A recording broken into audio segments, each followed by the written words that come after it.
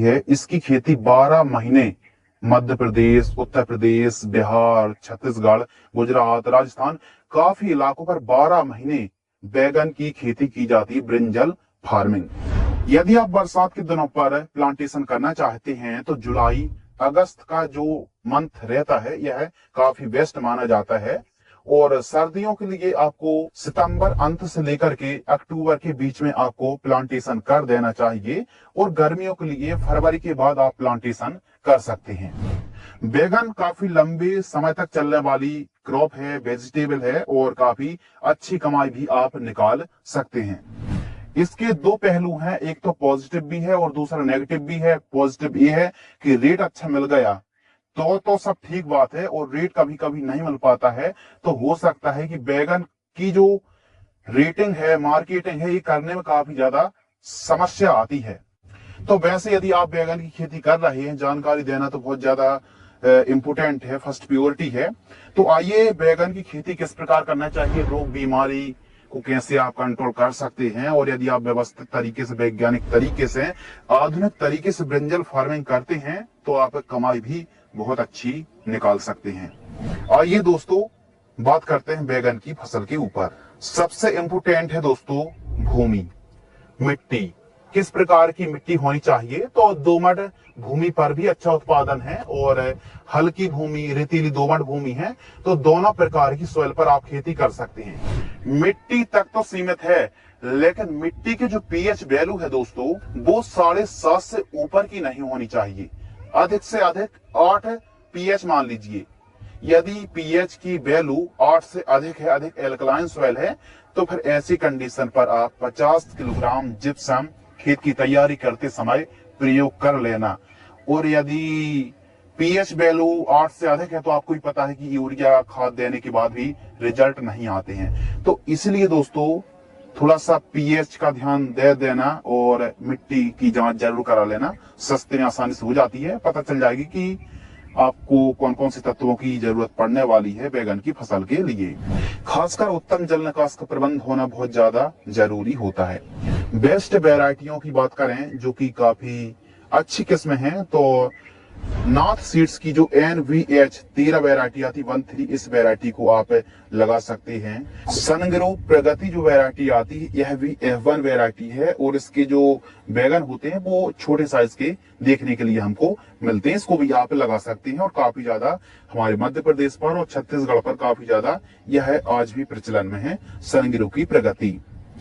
यदि आप ब्लैक रंग के बैगन की वैरायटी की तलाश कर रहे हैं जो कि भरमा साइज में आते हैं, थोड़ा बड़े होते हैं, तो आप कलश की जो जनक वैरायटी आती है, जनक वैरायटी को आप लगा सकते हैं। यह सभी की सभी हाइब्रिड वैरायटी हैं।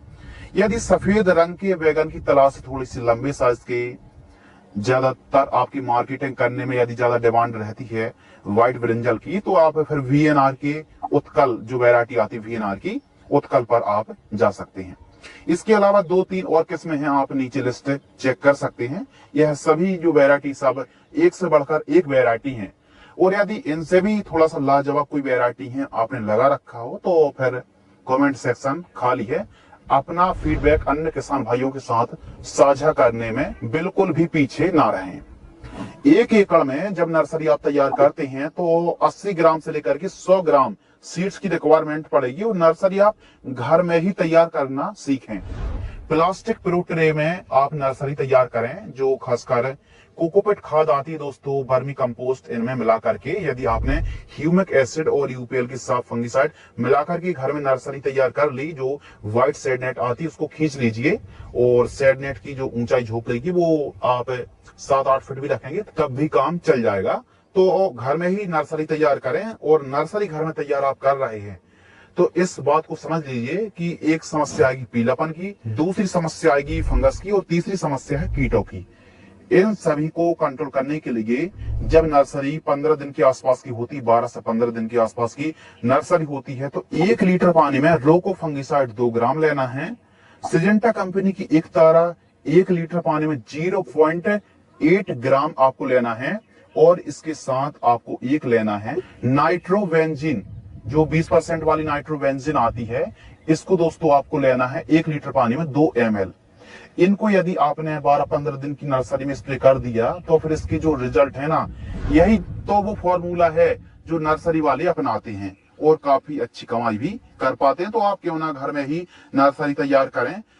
थोड़ा सा टाइम लगेगा सीखने में, लेकिन धीरे धीरे आप चीजें सीख जाएंगे। और हैंड स्प्रिंकलर से हल्की हल्की सिंचाई सुबह शाम जरूर करते रहें। इसके अलावा 1 एकड़ में पौधे की बात करें तो 7 से 8 हजार पौधे की रिक्वायरमेंट पड़ेगी। और यदि आप सिंगल लाइन पर प्लांटेशन करते हैं तो 8 हजार पौधे आप मानकर चलिए।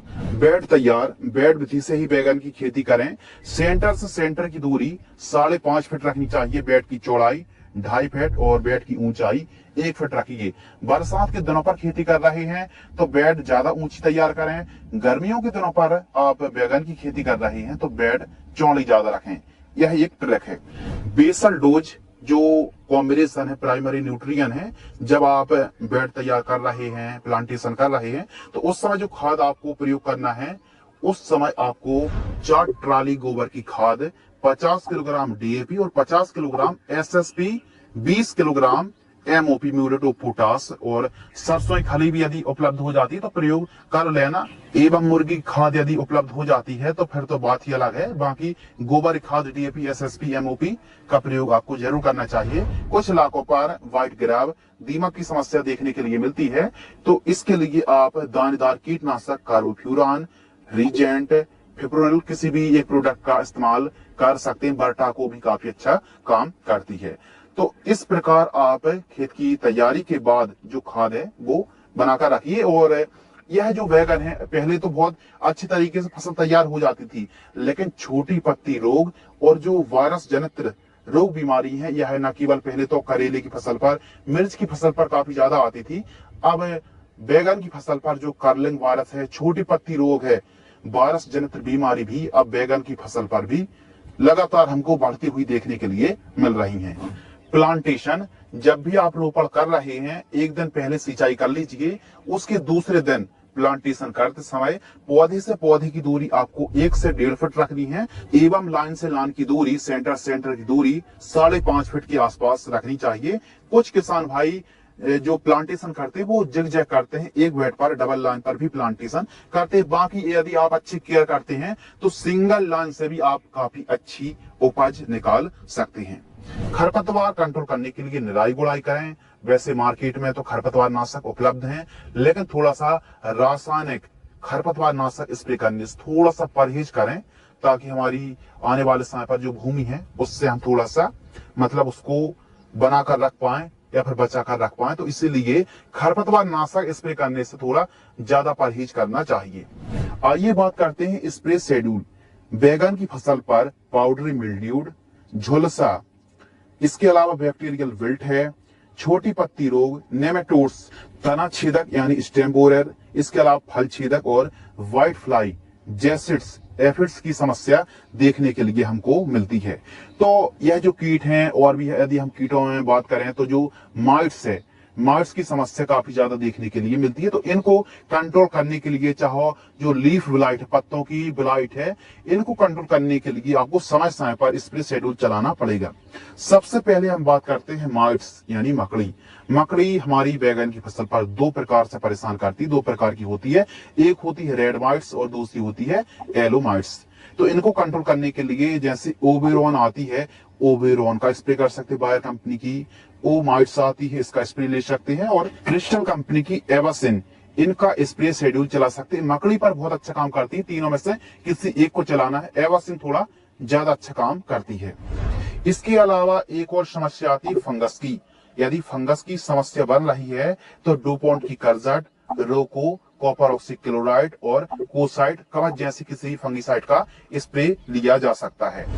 इसके अलावा सूखने की जो समस्या है, जो विल्ट की समस्या है, तो इसके लिए आप प्रिवेंटिव में ट्राइकोडर्मा का प्रयोग कर सकते हैं। ट्राइकोडर्मा के साथ गन्ने का गुड़ आप मिलाकर प्रयोग कर सकते हैं। सॉइल एप्लीकेशन से चलाना है। यदि सूखने की समस्या थोड़ा ज्यादा है तो वेलिडामाइसिन जो आता है, वेलिडामाइसिन 500 ml और कॉपर ऑक्सीक्लोराइड 500 ग्राम, इन दोनों को सॉइल एप्लीकेशन से ड्रिंचिंग करेंगे तो भी फायदे में रहेंगे और आप सिंचाई के साथ ही प्रयोग कर सकते हैं। बहुत अच्छा रिजल्ट देखने के लिए मिलता है। इसके अलावा जो फल छेदक की समस्या है तो उसकी रोकथाम के लिए बायर कंपनी की जो वायगो इंसेक्टिसाइड आती 10 ml और एमामेक्टिन वेंजोएट जैसे प्रोक्लेम के नाम से भी उपलब्ध है 8 ग्राम 15 लीटर पानी में घोल करके स्प्रे आप कर सकते हैं। दूसरा कॉम्बिनेशन है सुमीटोमो की सुमी प्रेम पथ के नाम से जो दवाई आती 30 ml बायर कंपनी की मोमेंटो एनर्जी 30 ml की दर से स्प्रे शेड्यूल चलाना चाहिए। बैगन की फसल पर तना छेदक को भी आपको सीरियसली लेना पड़ेगा। बायर कंपनी की फेनोस्क्विक 10 से 15 ml इसके साथ कार्टाप हाइड्रोक्लोराइड 25 ग्राम 15 लीटर पानी घोल करके स्प्रे करें, रिजल्ट अच्छा देखने के लिए मिलेगा। यदि बैगन की फसल पर सफेद मक्खी, एफिड जैसिड या फिर थ्रिप्स का भी प्रकोप हो जाता है तो इसके लिए आप सिजेंटा कंपनी की एक तारा, बायर कंपनी की कॉन्फिडोर सुपर, इसके अलावा जो रोगोर आती है रोगोर जिसमें डाइमेथॉड 30% EC 30% EC है, इसका स्प्रे शेड्यूल चला सकते हैं। प्रोफेक्स सुपर आती है 25 ml जिसमें प्रोफेनो और साइपर का कॉम्बिनेशन होता है, इसको ले सकते हैं। यूपीएल कंपनी की उलाला जिसमें फ्लोनिका मिड होता है, फ्लोनिका मिड, इसका स्प्रे कर सकते हैं। यूपीएल कंपनी की लांसर गोल्ड को चला सकते हैं। तो यह सफेद मक्खी हो गई, रस चूसा कीटों पर काफी अच्छा काम करती है। तो इस प्रकार बैगन की फसल पर लगने वाली बीमारियों को कंट्रोल किया जा सकता है और फंगिसाइड में बदल बदल कर फफूंदनाशक का स्प्रे शेड्यूल चलाएं। अब बात करते हैं खाद का शेड्यूल यानी न्यूट्रिशियन मैनेजमेंट। प्रथम खाद 30 से 40 दिन की फसल होती है तो यूरिया आपको लेना है दोस्तों लगभग 25 किलोग्राम और इसके साथ माइक्रो न्यूट्रिएंट फर्टिलाइजर्स लेना 5 किलोग्राम। इफको कंपनी की सागरिका आपको लेना है 10 किलोग्राम। इन तीनों को मिक्स करके जड़ों से 2 से 3 इंच दूर दे करके आपको प्रयोग करना चाहिए। सेकंड खाद 60 से 80 दिन के आसपास की फसल होती है तो कैल्शियम नाइट्रेट आपको लेना है 15 किलोग्राम और बोरॉन आपको लेना है 500 ग्राम 20% वाली बोरॉन। इन दोनों को मिला करके प्रयोग करें, लाजवाब रिजल्ट देखने के लिए मिलेंगे। इसके अलावा फल की अवस्था में आप मैग्नीशियम सल्फेट 5 किलोग्राम, इसके अलावा बायोजाइम या फिर ह्यूमिक एसिड जो दानेदार कोम्बाल आता है 10 किलोग्राम, यूरिया 35 किलोग्राम प्रयोग करना चाहिए। यदि पीलापन की शिकायत ज्यादा हो तो कैल्शियम नाइट्रेट के साथ बोरॉन तो आपको चलाना ही चलाना है, इस चीज का ध्यान रखिए। बैगन के अक्सर जो किसान हैं वो कमेंट्स करते हैं कि हमने एक बार जब हार्वेस्टिंग कर ली तो फिर उसके बाद जो हमारी फसल है ना ऐसा लगता है बहुत कमजोर हो गई, या फिर जल्दी जल्दी हार्वेस्टिंग कैसे निकालें, फसल को हरी भरी कैसे करें, फल फूल की संख्या जल्दी से कैसे लाएं। तो इसके लिए यदि शिकायत ज्यादा है तो इसके लिए उपाय भी शानदार है। यदि आपकी फसल में थोड़ा पीलापन है, कमजोर बढ़वार है तो आपको अमोनियम सल्फेट लेना है 10 किलोग्राम, फेरस सल्फेट दोस्तों आपको लेना है 10 किलोग्राम। इन दोनों को मिला करके 1 महीने में 2 बार प्रयोग कर लीजिए। यदि आपको रिजल्ट ना मिले तो फिर बताना और कमेंट्स करते सीधे कमेंट्स बॉक्स में चले आना। दोस्तों बैगन एक ऐसी फसल है, इसमें यदि फ्रूटिंग स्टेज पर आप पोटास, सल्फर और कैल्शियम की डिफिशियंसी रखते हैं तो फिर आपको जो रिजल्ट हैं वो कम मिलेंगे, उत्पादन आपको कम देखने के लिए मिलेगा। तो सही समय पर सही चीजों को अप्लाई करना बहुत ज्यादा जरूरी है। बैगन एक ऐसी फसल है जो कि प्लांटेशन के 55 दिन बाद से ही तुड़ाई के लिए, हार्वेस्टिंग के लिए तैयार हो जाती है और केयर लाइफ साइकिल हमारे ऊपर रहती है। यदि छोटी पत्ती रोग है तो इसके लिए आपको प्रॉपर सफेद मक्खी की स्प्रे शेड्यूल चलाना पड़ेगा और स्प्रे पर सफेद मक्खी की स्प्रे शेड्यूल में आपको जरूर कॉम्बिनेशन तैयार करना है जो कि सफेद मक्खी पर काफी अच्छा काम करे। यदि प्रॉपर केयर करते हैं तो 6 से 7 महीने, कम से कम 7 महीने बड़े आराम चल जाती, फिर आगे आपकी केयर है। इसके अलावा यदि हम लागत की बात करें तो 35 से 40 हजार रुपए के आसपास 1 एकड़ में लागत लगेगी।